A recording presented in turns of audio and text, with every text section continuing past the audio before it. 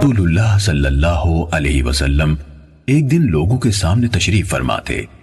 ایک آدمی آپ صلی اللہ علیہ وسلم کے پاس آیا اور پوچھا، اے اللہ کے رسول، ایمان کیا ہے؟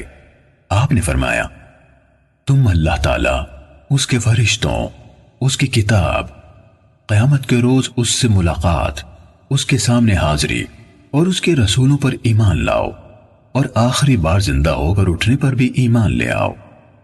اس نے کہا، اے اللہ کے رسول، اسلام کیا ہے؟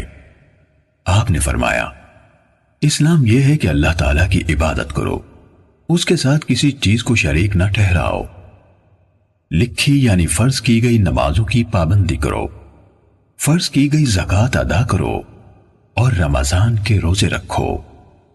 اس نے کہا، اے اللہ کے رسول، احسان کیا ہے؟ آپ صلی اللہ علیہ وسلم نے فرمایا، اللہ تعالیٰ کی عبادت اس طرح کرو گویا تم اسے دیکھ رہے ہو، اور اگر تم اسے نہیں دیکھ رہے ہو تو وہ یقیناً تمہیں دیکھ رہا ہے۔ اس نے کہا، اے اللہ کے رسول، قیامت کب قائم ہوگی؟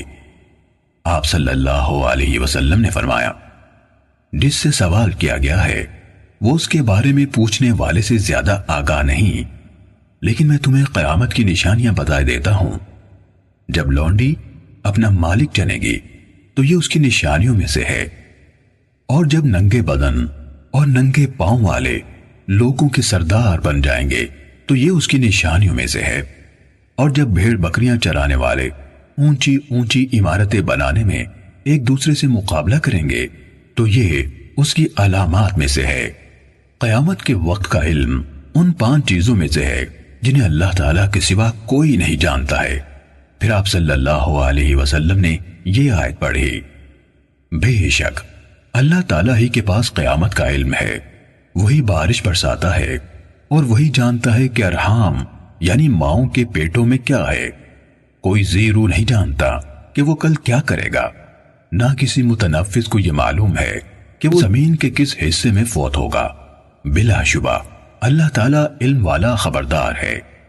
حضرت ابو ہریرہ رضی اللہ عنہ نے کہا، پھر وہ آدمی واپس چلا گیا تو رسول اللہ صلی اللہ علیہ وسلم نے فرمایا، اس آدمی کو میرے پاس واپس لاؤ۔ صحابہ کرام رضی اللہ عنہم اسے واپس لانے کے لیے بھاگ دوڑ کرنے لگے تو انہیں کچھ نظر نہ آیا۔ رسول اللہ صلی اللہ علیہ وسلم نے فرمایا، یہی جبرائیل علیہ السلام تھے جو لوگوں کو ان کا دین سکھانے آئے تھے۔